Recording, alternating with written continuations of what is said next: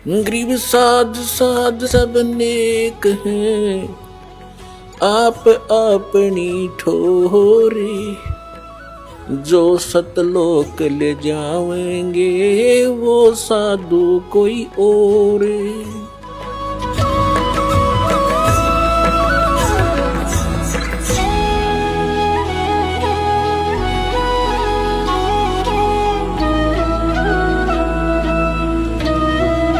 तो ये जो आपको विधि बताई जाती है कि कुपात्र को दिया हुआ दान व्यर्थ है, सुपात्र को दिया हुआ दान आपका फलता है। अब जैसे हम पहले साधना किया करते थे, पहले भी करते थे हम पूजाएं, क्योंकि भक्त आत्मा जो अच्छी आत्माएं हैं वो भक्ति बिना रह नहीं सकती, और उसके लिए काल ने बहुत लंबे चौड़े जाल फैला रखे हैं कि एक सत साधना ना करके परम संत के पास ना जाके नकली गुरुओं के पास ये कितने बैठे रहो, कहीं धक्के खाते रहो, भटकते रहो, अंत में इन्होंने पशु बनना ही बनना है, यहां से जा ही नहीं सकते। तो तब हम साधना करते थे तो हमारे पूर्व जन्म के संचित जो संस्कार थे, प्रारब्ध में जोड़े गए थे, उस प्रारब्ध वश पुनः से हमें लाभ हो रहा था। जैसे कक्षा में पास हुए, फिर विवाह हुआ, रोजगार मिल गया, संतान हुई, तो हम ये सोचा करते थे हमारे को इन भगवानों ने मौज कर दी। कौन से भगवानों ने? बाबा श्याम जी ने, हनुमान जी ने, श्री कृष्ण और शंकर भगवान और विष्णु जी ने। हम ये सोचा करते थे इन भगवानों की हम पूजा करें, इन ने ठाठ कर दिए या मौज मचा दी। अब पता चला कि ये भगवान तो ये कुछ भी ना कर सकते, ये तो जो आपका जिसा कर्म से वैसा ही दे सकते हैं। हम जाते थे बाबा श्याम जी पे सालासर हनुमान जी की पूजा में, तो कोई सुख होता था तो 100 गुण गा करते, वहां और बैठे होते, आज मुझे ये लाभ हो गया, सालासर आनते मैंने ये फायदा हो गया, और वहां 10 और मिल जाते बताने वाले कि हमें भी ये लाभ हो गया, हमें भी ये लाभ हो गया। तो वहां उस पत्थर पर कति फेट होते चले गए, सही यहाँ कोई न कोई लाभ सबको हो रहा है, और वो हो रहा था पिछले पूर्व जन्म से। तो इस प्रकार हम भ्रमित कर रखे थे काल भगवान ने बिना ज्ञान के। अब ज्ञान हो गया, पता चला हुआ मूर्ति के लाभ करेगी, बता कुछ नहीं कर सकती, वह बोल सकती ना, कोई बता सकती ना। आप पर बांटे जाओ खड़ा खड़ा वहां पर, वो तेनों भी ना कह सकती भाई तू नू कर ले, नू कर ले, कुछ साधन तो बता दे, वो भी नहीं बता सकती वह। और भगवान कृष्ण विष्णु हमें मिले नहीं, और अगर उनका कोई रिप्रेजेंटेटिव मिल जाता तो वो लाभ की दिवा सके हमने, जन्म मृत्यु उसकी बट्टे नंबर माँ विष्णु महेश की मिटी नहीं। और कर्मदंड भगवान विष्णु और शंकर ने भी भोगना पड़ा, अपने किए कर्म का भोग। तो हमारे प्रारब्ध के कर्मों के यानी आने वाले आपदाओं को नाश नहीं कर सकते, बचाव नहीं कर सकते। तो अब तत्व ज्ञान की रोशनी से हमें पता चला। तो कुछ पाप ऐसे होते हैं, कुछ आपदाएं ऐसी होती हैं जो धर्म से भी टलती हैं। ये परमात्मा पूर्ण ब्रह्म कबीर भगवान जी हमारे साथ साथ रहते हैं। कबीर परमात्मा कहते हैं कि जो जन मेरी शरण है ताका हूं मैं दास, और गेल गेल ला गया फिरूं जब तक धरती आकाश। पुण्यात्मा, जो पुण्यात्मा अब भक्ति कर रहे हैं, क्योंकि अब ये प्राइम टाइम है भक्ति का, ये पिछली पीढ़ी है कलयुग में, और अब जो इस शरण में आ जाएंगे वो पार हो जाएंगे, और जो पार नहीं हुए तो वो यहीं रह जाएंगे।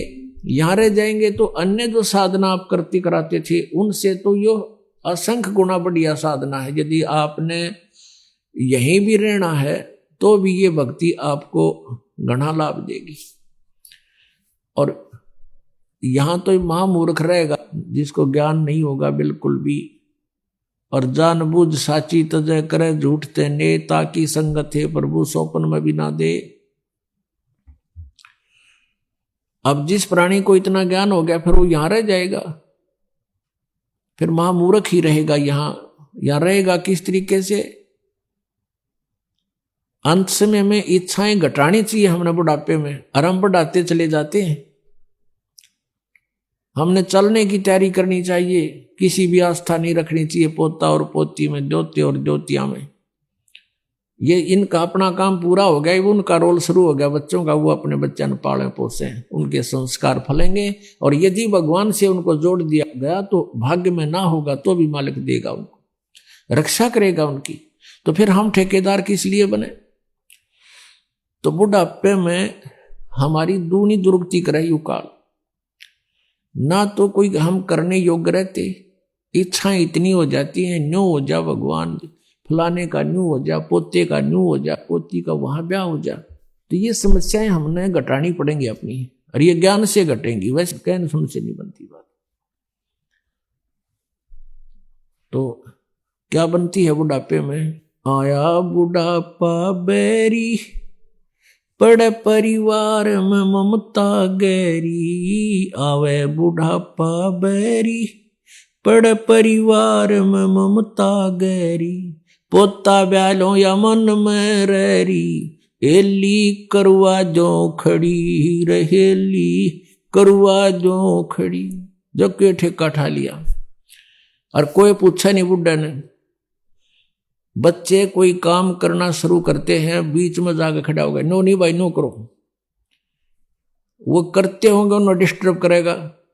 अब जो वृद्ध आदमी आज 70-80 साल का हो गया, उस समय जब वो युवा था, जो भी क्रियाएं करता था, उसमें वर्तमान के हर टेक्निक में अंतर हो लिया, तो उस वाली सलाह काम ना दे।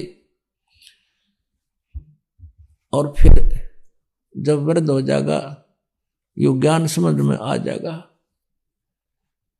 फिर तो परमात्मा कहते हैं, लोभी मन नाम सुमर ले रे, तू जीवित मर ले रे, फिर जीवित मर जाएगा।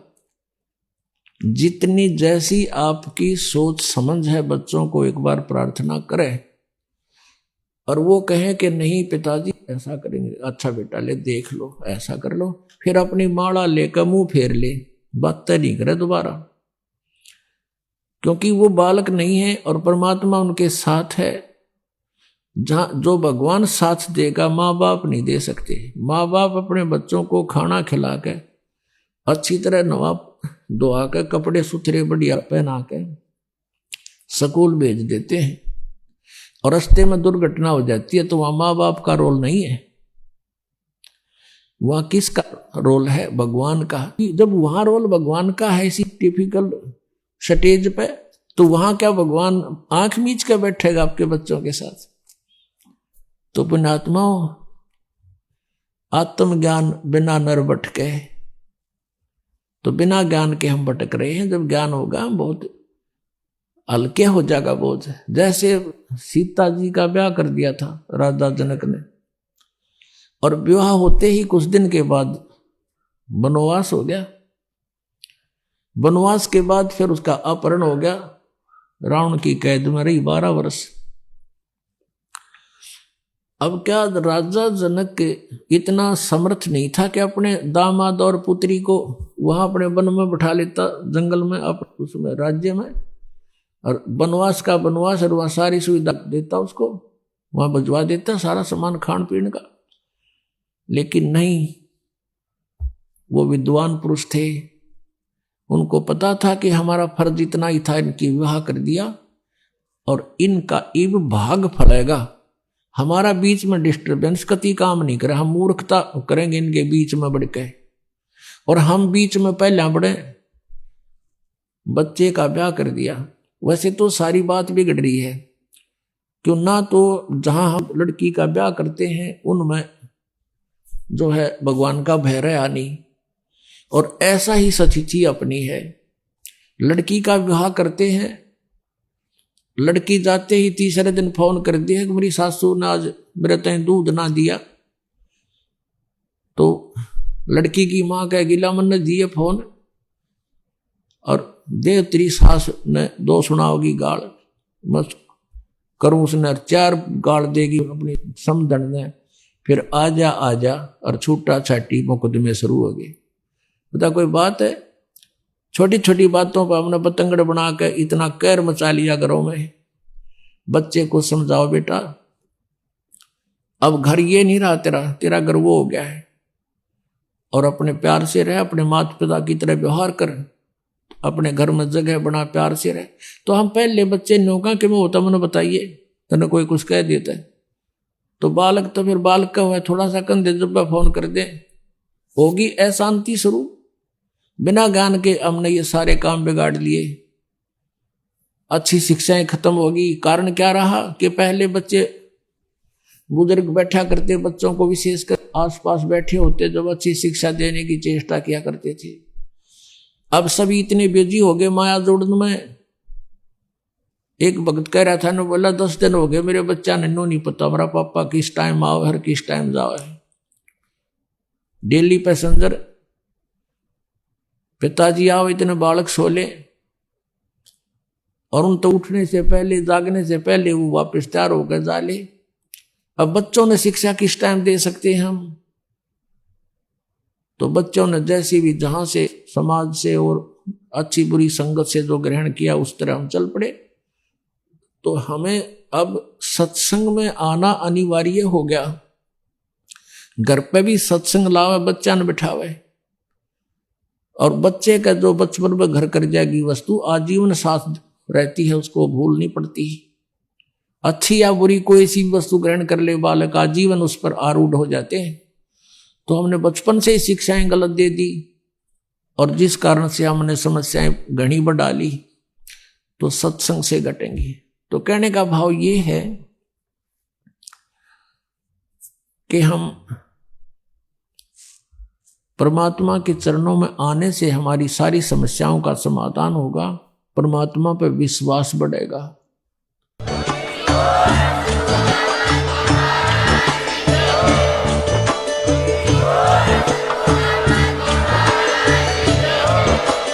आप सुन रहे थे जगत गुरु तत्वदर्शी संत रामपाल जी महाराज जी के मंगल प्रवचन। अधिक जानकारी के लिए विजिट कीजिए हमारी वेबसाइट www.jagatgururampalji.org। संत रामपाल जी महाराज जी के शुभ आशीर्वाद से पूरे विश्व भर में 500 से भी ज्यादा नाम दीक्षा केंद्र हैं, जिन पर संत रामपाल जी महाराज जी द्वारा ऑनलाइन निशुल्क नाम दीक्षा दी जा रही है। अपने नजदीकी नाम दीक्षा केंद्र का पता करने के लिए संपर्क करें 8222880541।